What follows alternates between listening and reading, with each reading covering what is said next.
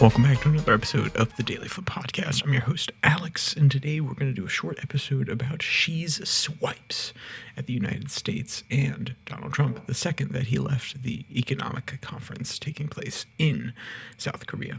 It's interesting, his critiques, while they stand in juxtaposition to his own statements and positions in his own country. But hey, we're not bitter. We're just going to listen to what they say behind our back the second that we leave. So, with that, let's get into our daily debate. Is it our job as a nation to box in China using allies and countries within its own region? Should we take a should we take a containment strategy? That position similar to the one that we did with the USSR in order to limit their capabilities. Now, obviously, it's going to be very hard with China having Russia to the north and open trade lanes there, but should we try nonetheless? Because they're currently strengthening ties with all these countries around them. They're actively trying to, and these other countries are also making trade deals with us, and they're trying to play both sides, not in a malicious way, but in a way in which they don't understand which will win, so they might as well build relations with both. But do you think it will be beneficial to do that, or it will only enrage the paper tiger even more? So, what did President Xi actually say? This article comes from the New York Times. Headline reads, Xi delivers veiled warning to nations not to take the U.S.'s side. Quote, China's leader Xi Jinping, the de facto geopolitical heavyweight at the Asia-Pacific Economic Summit on Friday, courted countries for trade and investment, but also implicitly warned them not to join the United States in reducing the world's reliance on Chinese supply chains. And we're going to jump down a little bit, quote, in a separate speech to business leaders that was read out by a Chinese representative, Mr. Xi also took an indirect swipe at the United States, saying that APEC, the Asian Pacific Economic Committee, economies should, quote, oppose protectionism and resist unilateral bullying and prevent the world from returning to the law of the jungle, end quote. Now, the last part of that criticism doesn't necessarily hold true for China. I think that they actually believe in a very specific structure that has them at the center. But the opposed protectionism, remind me how protected their car market is, except for the occasional cases of Tesla and other manufacturers who actively say that they're going to give up their data or give up statistics in order to be better suited for the Chinese economy. Remind me how much state investment these companies that are built in China get. Remind me how protected the internet is. And when I say protected, I don't just mean in the sense that it's locked down.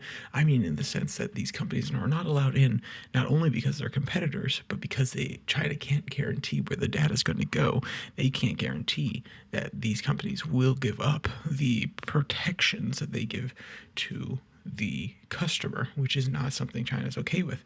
And you can make an argument that we don't want this kind of culture here versus a protectionist economic play in order to defend their local companies like Tencent and other ones like WeChat. But that doesn't mean it's not protectionist, and it's ironic that it's coming out of Xi Jinping, especially with the last line saying, resist unilateral bullying.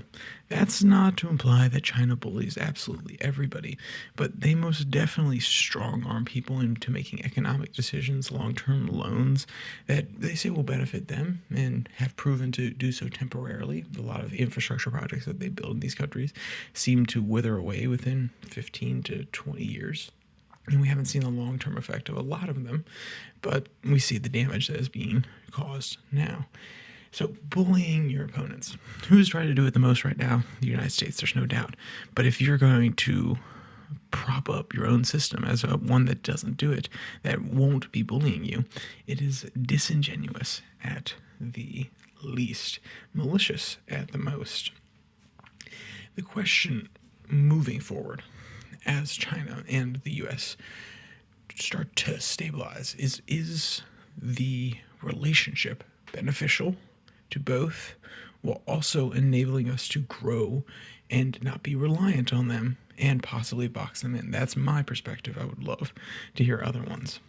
I don't think we're at that place. Not only do other countries around them not have the supply chains, the manufacturing needed, and they're actively trying to make sure that people don't build up that infrastructure because they could see it as an attempt to move infrastructure away from China, but the U.S. is trying to build that infrastructure as well. And until the point where we can operate with China without fear of having our resources and other manufactured goods cut off, then we cannot approach this in a stable way as the United States. We cannot approach it with a clear head because they will have too many levers to pull to really make our day painful.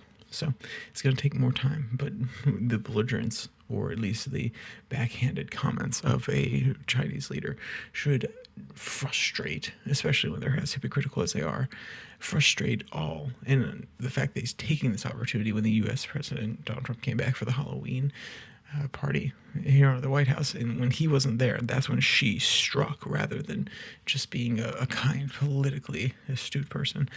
It's fascinating, and it shows a little bit of the double-sided nature of these interactions that they've had here at this conference, given that they just struck a reduction in the trade war with the Trump administration. So with that, if you want to read today's article, it's going to be linked in the description below, that like and subscribe button. Also down there, you can find the podcast on Spotify, Pocket Cast, Podvine, as well as the Twitter handle at Your Daily Flip, where I post these episodes on Monday, Wednesday, and Friday. And then 6 and 6, our podcast that covers 6 stories from around the world in 6 minutes or less. And that comes out on Tuesday, Thursday. So with all that said, there's only one more thing to say. Stay safe. Don't die.